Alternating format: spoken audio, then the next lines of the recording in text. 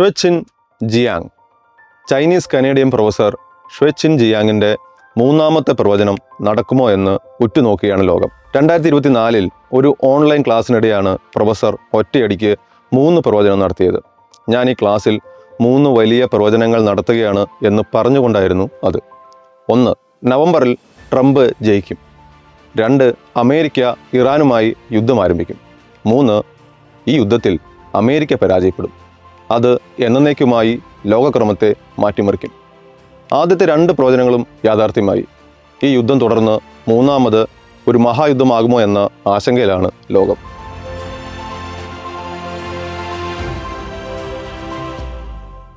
Professor ജിയാങ്ങിന് ഇതെങ്ങനെ സാധിക്കുന്നു? വെറുതെ ഇരുന്നങ്ങ് തള്ളുകയല്ല ജിയാങ്. ചരിത്രത്തിലും സാഹിത്യത്തിലും നല്ല വായനയുള്ള ആളാണ്. യേൽ സർവകലാശാലയിൽ നിന്ന് ഇംഗ്ലീഷ് സാഹിത്യത്തിൽ ബിരുദം. ശേഷം ചൈനയിലെ ചില പ്രധാന വിദ്യാഭ്യാസ സ്ഥാപനങ്ങളിൽ ജോലി. വിദ്യാഭ്യാസ പരിഷ്കർത്താവായാണ് അദ്ദേഹം അറിയപ്പെടുന്നത്. ചരിത്രവും സാഹിത്യവും ജിയോ പൊളിറ്റിക്സുമാണ് ജിയാങ്ങിൻ്റെ ഇഷ്ടവിഷയങ്ങൾ. Hobby vlogging. പ്രൊഫസറുടെ പ്രിഡിക്റ്റീവ് ഹിസ്റ്ററി എന്ന യൂട്യൂബ് ചാനലിന് 18 ലക്ഷം വരിക്കാരുണ്ട് ഇപ്പോൾ.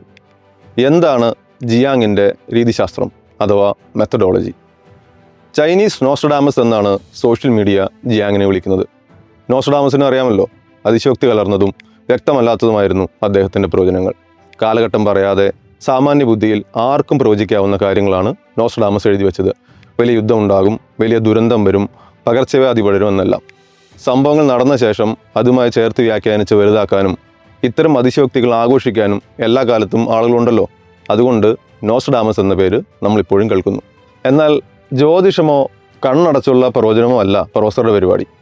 രാഷ്ട്രീയ മാറ്റങ്ങൾ, ചരിത്രത്തിൽ ആവർത്തിക്കപ്പെടുന്ന പാറ്റേണുകൾ, ഇവ അവലോകനം ചെയ്തുള്ള നിരീക്ഷണങ്ങളാണ് അദ്ദേഹം നടത്തുന്നത്. കാനഡയിൽ നിന്നാണ് വീഡിയോകൾ അപ്ലോഡ് ചെയ്യുന്നത്. യൂട്യൂബ് അക്കൗണ്ടിലെ വിവരണത്തിൽ ജിയാങ് തൻ്റെ സമീപനത്തെക്കുറിച്ച് സൂചിപ്പിച്ചിട്ടുണ്ട്. വിഖ്യാത സയൻസ് ഫിക്ഷൻ എഴുത്തുകാരൻ ഐസക് അസിമോവിനെ കുറിച്ച് കേട്ടിട്ടുണ്ടാവും. ഫൗണ്ടേഷൻ എന്നൊരു നോവൽ പരമ്പര എഴുതിയിട്ടുണ്ട് അദ്ദേഹം. ആപ്പിൾ TV വെബ് സീരീസ് ആക്കിയ അതേ ഫൗണ്ടേഷൻ. അസിമോവിൻ്റെ നോവലിൽ ഹാരി സെൽഡൻ എന്നൊരു കഥാപാത്രം ജനസമൂഹങ്ങളുടെ ഭാവി പെരുമാറ്റം പ്രവചിക്കാനായി ഒരു ആശയം രൂപപ്പെടുത്തുന്നുണ്ട്. കണക്കും ചരിത്രവും സാമൂഹിക ശാസ്ത്രവും ചേർന്ന ഒരു രീതി. സൈക്കോ ഹിസ്റ്ററി എന്നാണ് ഈ സാങ്കല്പിക ശാസ്ത്രത്തിൻ്റെ പേര്. സൈക്കോ ഹിസ്റ്ററിയുടെ സാധ്യതകൾ തേടുകയാണ് ഈ ചാനലെന്ന് ഷ്വെച്ചിൻ ജിയാങ് ചാനലിൻ്റെ കുറിപ്പിൽ പറയുന്നുണ്ട്.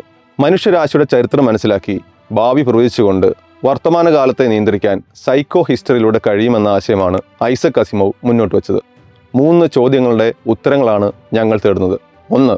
ലോക ചരിത്രത്തെ ഏറ്റവും നന്നായി മനസ്സിലാക്കാൻ ഏതൊക്കെ സിദ്ധാന്തങ്ങളാണ്, കാഴ്ചപ്പാടുകളാണ്, മാതൃകകളാണ് നമ്മെ സഹായിക്കുക? 2. നമ്മുടെ ഇപ്പോഴത്തെ അവസ്ഥയെക്കുറിച്ച് ചരിത്രം എന്താണ് നമ്മെ പഠിപ്പിക്കുന്നത്? 3. ഭാവിയെക്കുറിച്ച് എത്രത്തോളം നമുക്ക് പ്രവചിക്കാനാകും? ചുരുക്കി പറഞ്ഞാൽ അസിമോവിൻ്റെ അന്നത്തെ ഫിക്ഷൻ പ്രൊഫസർ ജിയാങ് ഇന്നത്തെ റിയാലിറ്റി പ്രവചിക്കാൻ ഉപയോഗിക്കുന്നു. ജിയാങ്ങിൻ്റെ ഫോർമുല എന്താണെന്ന് ഒന്ന് നോക്കാം. അവലോകന രീതിയിലെ പ്രത്യേകതകൾ. Game theory. സംഘർഷത്തിൻ്റെ മുന്നിലും പിന്നിലുമുള്ള കളിക്കാർ അഥവാ രാജ്യങ്ങൾ ആരൊക്കെയാണെന്ന് മനസ്സിലാക്കലാണിത്. ഓരോ രാജ്യത്തിൻ്റെയും മുഖ്യ ലക്ഷ്യം എന്താണെന്ന് പഠിക്കും.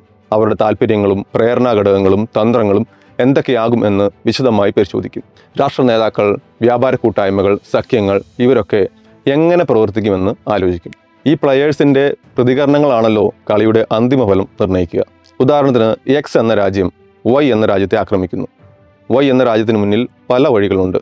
1. തിരിച്ചടിക്കാം. 2. കീഴടങ്ങാം. 3. സഖ്യങ്ങൾ രൂപീകരിക്കാം. 4. സംഘർഷം വലുതാക്കാം. ഇവ ഓരോന്നിൻ്റെയും സാധ്യതകൾ പരിശോധിക്കും. ഇരുപക്ഷക്കാരും തിരഞ്ഞെടുക്കാവുന്ന കൂടുതൽ യുക്തിപരമായ നീക്കങ്ങൾ കണക്കുകൂട്ടും. ഓരോരുത്തർക്കും പ്രയോജനമാകുന്ന നീക്കങ്ങൾ, അതിൻ്റെ വരും വരകളെക്കുറിച്ച് പഠിക്കും. Historical pattern matching. ചരിത്രത്തിലെ സമാന സംഭവങ്ങളുമായി തട്ടിച്ചു നോക്കലാണിത്. അന്നും ഇന്നും നിലനിൽക്കുന്ന സമാന സാഹചര്യങ്ങളും പരിഗണിക്കും. ഉദാഹരണത്തിന് അമേരിക്ക ചൈന വൈരം, ഏതൻസ് സ്പാർട്ട യുദ്ധവുമായാണ് ഈ സംഘർഷത്തെ സമീകരിക്കുന്നത്. 3ാം ലോകയുദ്ധ അഭ്യൂഹങ്ങൾക്കൊപ്പം കുറച്ചു കാലമായി ഇത് ഇൻ്റർനെറ്റിലുണ്ട്. പെലപ്പിനീസിയൻ വോർ. ഗ്രീക്ക് രാജ്യങ്ങളായിരുന്ന ഏതൻസും സ്പാർട്ടയും തമ്മിലുണ്ടായ ഈ യുദ്ധം 27 വർഷം നീണ്ടുനിന്നു. 7 വയസ്സ് മുതൽ കുട്ടികളെ യുദ്ധത്തിന് പരിശീലിപ്പിക്കുന്ന ഒരു മിലിറ്ററി സ്റ്റേറ്റ് ആയിരുന്നു സ്പാർട്ട. യുദ്ധമാണ് അവർക്ക് ലഹരി. കൃഷിയും മറ്റു പണികളും ചെയ്യാൻ അടിമകളുണ്ട്. ഏതൻസ് ആണെങ്കിൽ ഒരു ജനാധിപത്യ രാജ്യവും. ഏതൻസിൻ്റെ വ്യാപാര സാംസ്കാരിക രംഗങ്ങളിലെ വളർച്ച കണ്ട് സ്പാർട്ടയ്ക്ക് ഒരു സംശയം. വളർന്ന് ഇവർ നാളെ നമുക്ക് വെല്ലുവിളിയാകുമോ എന്ന്. സ്യൂസിഡഡീസ് ട്രാപ്പ് എന്നാണ് ഇതിനെ പറയുക. അങ്ങനെ സ്പാർട്ടയാണ് യുദ്ധം തുടങ്ങിയത്. സാക് സ്നൈഡറുടെ 300 സിനിമയിൽ കാണിക്കുന്നത് പോലെ കരയുദ്ധത്തിൽ മിടുക്കന്മാരായിരുന്നു സ്പാർട്ടൻസ്. നാവിക ശക്തിയായിരുന്നു ഏതൻസ്. യുദ്ധ നൈപുണ്യവും പേർഷ്യയുടെ സാമ്പത്തിക പിന്തുണയും സ്പാർട്ടയ്ക്ക് മുതൽക്കൂട്ടായി. യുദ്ധതന്ത്രങ്ങൾ പാളിയതും ഇടയ്ക്ക് സിസിലി പിടിച്ചടക്കാൻ പോയതും പ്ലേഗ് പകർച്ചവ്യാധിയും ഏതൻസിന് തിരിച്ചടിയായി. യുദ്ധത്തിൽ സ്പാർട്ട ജയിച്ചു. പക്ഷേ 2 രാജ്യങ്ങളുടെയും ശക്തി ക്ഷയിച്ചു. ഗ്രീസിൻ്റെ സുവർണകാലം അസ്തമിച്ചു. മാസിഡോണിയൻ രാജാവ് ഫിലിപ്പ് രണ്ടാമൻ ഗ്രീസ് പിടിച്ചെടുത്തു. പിന്നാലെ അദ്ദേഹത്തിൻ്റെ മകൻ അലക്സാണ്ടർ വന്നു. അന്നത്തെ ലോകക്രമം തന്നെ മാറി. ഏതൻസിൻ്റെ സിസിലിയൻ അധിനിവേശം പോലെ US-ൻ്റെ ഇറാൻ ആക്രമണം പാളിപ്പോകുമെന്ന് പ്രൊഫസർ ജിയാങ് പറയുന്നു. ഹിസ്ബുള്ള, ഹൂതി, ഹമാസ് എന്നിവരുടെ പിന്തുണ US-നെതിരെ ഇറാന് ഗുണം ചെയ്യുമെന്നും. ഇതുപോലെ ഇപ്പോഴത്തെ പശ്ചിമേഷ്യൻ സംഘർഷങ്ങളെ പണ്ട് വ്യാപാര പാതകൾക്ക് വേണ്ടി നടന്ന യുദ്ധങ്ങളുമായാണ് പ്രൊഫസർ ജിയാങ് താരതമ്യം ചെയ്യുന്നത്. മുൻകാലത്ത് സമാന സാഹചര്യം ഉണ്ടായപ്പോൾ എന്ത് സംഭവിച്ചു എന്ന ചോദ്യമാണ് പ്രൊഫസറുടെ മെയിൻ. ആ ഫലങ്ങളും ഇന്നത്തെ സാധ്യതകളും അവലോകനം ചെയ്യും. 3ാമത്തെ step, power and incentive analysis. സംഘർഷത്തെ സ്വാധീനിക്കുന്ന നിർണായകവും ശക്തവുമായ ഘടകങ്ങൾ പരിശോധിക്കലാണിത്.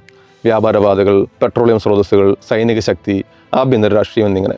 ഉദാഹരണത്തിന് റഷ്യ ഉക്രൈൻ യുദ്ധമെടുത്താൽ പ്രധാന പ്ലെയേഴ്സ് ഇവരാണ്: Russia, Ukraine, NATO, US, European union.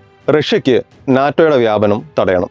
US-നോ റഷ്യയുടെ തൊട്ടരികിലേക്ക് സൈനിക സ്വാധീനം എത്തിച്ച് US-ന് തങ്ങളുടെ ആഗോള മേധാവിത്വം നിലനിർത്തണം. അമേരിക്കൻ വ്യാപാര താൽപ്പര്യങ്ങൾ സംരക്ഷിക്കണം. ഉക്രൈൻ ആകട്ടെ അവരുടെ പരമാധികാരത്തിൻ്റെയും സുരക്ഷയുടെയും ആത്മാഭിമാനത്തിൻ്റെയും പ്രശ്നമാണ്. ലോകത്തിൻ്റെ പ്രധാന ഊർജ്ജ സ്രോതസ്സാണ് പശ്ചിമേഷ്യ. ലോക സമ്പദ് വ്യവസ്ഥയുടെ ഗതിവിഗതികൾ നിർണ്ണയിക്കുന്നതിൽ പെട്രോളിയത്തിന് വലിയ പങ്കുണ്ട്. ഡോളറിലല്ലാതെ പെട്രോളിയം വ്യാപാരം നടക്കുന്നതും തങ്ങളുടെ കുത്തക ഇല്ലാതാകുന്നതും US-നെ ചൊടിപ്പിക്കുന്ന പ്രേരണഘടകമാണ്. Scenario modelling.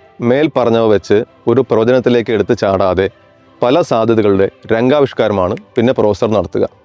രാജ്യങ്ങൾ തമ്മിലുള്ള സംഘർഷം മൂർച്ഛിച്ചേക്കാം, സ്തംഭനാവസ്ഥയിലെത്താം, നിഴൽ യുദ്ധമാകാം, ചർച്ചകളിലൂടെ ഒത്തുതീർപ്പിലും എത്താം. Track trigger events. ഏറ്റവും സാധ്യത എന്തിനെന്ന് ചില സൂചനകളിലൂടെ മുൻകൂട്ടി കാണാനാണ് പിന്നെ ജിയാങ് ശ്രമിക്കുക. പുതിയ സൈനിക നീക്കങ്ങൾ, സഖ്യ തീരുമാനങ്ങൾ, സാമ്പത്തിക ഉപരോധങ്ങൾ, നേതൃമാറ്റങ്ങൾ തുടങ്ങിയവ നിരീക്ഷിച്ച് അടുത്ത നിഗമനങ്ങളിലും പ്രവചനത്തിലും എത്തും. ചരിത്രബോധവും താരതമ്യ പഠനവും സൂക്ഷ്മ നിരീക്ഷണവും നിരന്തരമായ വിവരശേഖരണവുമാണ് ജിയാങ്ങിൻ്റെ സാധ്യതാ പഠനത്തിൻ്റെ കാതൽ. പ്രവചന രീതി വിശ്വസനീയമായി അവതരിപ്പിക്കുന്നതിൽ വിജയിക്കുന്നുണ്ടെങ്കിലും ജിയാങ്ങിന് നല്ല വിമർശകരുണ്ട്. ഇയാൾക്ക് ഇത്ര ഹൈപ്പ് കൊടുക്കേണ്ടതില്ല എന്നാണ് അവരുടെ അഭിപ്രായം. പ്രൊഫസറുടെ ലളിതമായ പറച്ചിലുകൾ ശാസ്ത്രീയമല്ല എന്ന കുറ്റപ്പെടുത്തലുമുണ്ട്. ഇന്നത്തെ ഭൂരാഷ്ട്രതന്ത്രം ജിയാങ് പറഞ്ഞതിനേക്കാളും എല്ലാം അതിസങ്കീർണമാണെന്ന് അവർ ചൂണ്ടിക്കാണിക്കുന്നു. ചില ചരിത്ര സംഭവങ്ങളും ഊഹങ്ങളും വെച്ച് പുതിയ ലോകക്രമത്തെക്കുറിച്ച് പ്രവചനങ്ങൾ നടത്താൻ കഴിയില്ല എന്നാണ് വിമർശകരുടെ വാദം. ഇങ്ങനെയൊക്കെ ആണെങ്കിലും പറഞ്ഞതിൽ ഉറച്ചു നിൽക്കുകയാണ് ജിയാങ്. അമേരിക്കൻ സൈന്യം കരയുദ്ധത്തിനായി ഇറാനിലെത്തിയാൽ കെണിയിലകപ്പെടുമെന്ന് പ്രൊഫസർ ആവർത്തിക്കുന്നു. മരുഭൂമികൾ മുതൽ മലനിരകൾ വരെ നീണ്ടുകിടക്കുന്ന ഇറാൻ്റെ ഭൂപ്രകൃതിയും വിസ്തൃതിയും, അമേരിക്കയെ നേരിടാൻ കാലങ്ങളായി ഇറാൻ നടത്തുന്ന തയ്യാറെടുപ്പ്, ഇറാനികളുടെ ആത്മവീര്യം, അയൽ രാജ്യങ്ങളുടെ സഹകരണം, US-ൻ്റെ മേൽ വരുന്ന ഭാരിച്ച യുദ്ധച്ചെലവ്, യുദ്ധം നീണ്ടു നിൽക്കാനുള്ള സാധ്യത, രാഷ്ട്രീയ സമ്മർദ്ദം തുടങ്ങിയ ഘടകങ്ങളാണ് ജിയാങ് ചൂണ്ടിക്കാണിക്കുന്നത്. ജിയാങ്ങിൻ്റെ ചില നിരീക്ഷണങ്ങൾ ഇങ്ങനെയാണ്. ഇറാൻ നിയന്ത്രിക്കാൻ 30 മുതൽ 40 ലക്ഷം വരെ സൈനികരെ US-ന് വേണ്ടിവരും. അവർക്കതിനുള്ള ശേഷിയില്ല. അമേരിക്കൻ സൈന്യം 21-ാം നൂറ്റാണ്ടിലെ നേർക്കുനേർ യുദ്ധത്തിന് സജ്ജമല്ല. യുദ്ധം ചെയ്യുന്നതിനേക്കാൾ ഷോ കാണിക്കലിലാണ് അവർക്ക് കൂടുതൽ കഴിവ്, അഥവാ മസിൽ ഫ്ലെക്സിംഗ്. GCC രാജ്യങ്ങളിലെ ജലശുദ്ധീകരണ പ്ലാന്റുകളും എനർജി ഹബ്ബുകളും ഇറാൻ ആക്രമിക്കുന്നത് കാര്യങ്ങൾ സങ്കീർണമാക്കും. സാമ്പത്തിക യുദ്ധം അമേരിക്കയാണ് കൂടുതൽ ബാധിക്കുക. അമേരിക്കയുടെ പെട്രോ ഡോളർ സമ്പദ് വ്യവസ്ഥ തകരും. ഒപ്പം ഇപ്പോൾ വലുതായി വരുന്ന AI ഇൻവെസ്റ്റ്മെൻറ്റ് ബബിളും പൊട്ടിപ്പോകും. ഇറാനും സൗദിയും ചേർന്ന് US-നെ കെണിയിലകപ്പെടുത്തിയിരിക്കുകയാണ്. കൂടുതൽ അധികാരങ്ങൾ തന്നിലേക്ക് കേന്ദ്രീകരിക്കാൻ ട്രംപ് US-ൽ ഈ സാഹചര്യം വിനിയോഗിക്കും. റഷ്യ ഇറാനെ പിന്തുണയ്ക്കും. അമേരിക്കയുടെ പശ്ചിമേഷ്യൻ ഇടപെടൽ മുതലെടുത്ത് റഷ്യ യൂറോപ്പിൽ സ്വാധീനം വർദ്ധിപ്പിക്കും. ഓരോ രാജ്യങ്ങളുടെയും സംവിധാനങ്ങളുടെയും വ്യക്തികളുടെയും ഒക്കെ സ്ഥാപിത താല്പര്യങ്ങൾ വെച്ചാണ് ജിയാങ് സാധ്യതകൾ അളക്കുന്നത്. അങ്ങനെയെങ്കിൽ ജിയാങ്ങിനെയും നമുക്ക് പൂർണ്ണമായി വിശ്വസിക്കാൻ കഴിയില്ല. പ്രൊഫസർക്ക് അദ്ദേഹത്തിൻ്റെ താല്പര്യങ്ങൾ ഉണ്ടായേക്കാം. അത് പ്രവചനങ്ങളെയും സ്വാധീനിച്ചേക്കാം. യുദ്ധം തുടരുമോ, ഇറാൻ ജയിക്കുമോ എന്ന ചോദ്യങ്ങൾക്ക് കാലം എന്തായാലും മറുപടി പറയും. വിയറ്റ്നാം എന്ന കുഞ്ഞൻ രാജ്യത്തിനും ആ ജനതയുടെ നിശ്ചയദാർഢ്യത്തിനു മുന്നിൽ മുട്ടുമടക്കിയ ചരിത്രമുണ്ട് US-ന്. ഇറാൻ അത് ആവർത്തിക്കുമോ എന്നും കണ്ടറിയാം.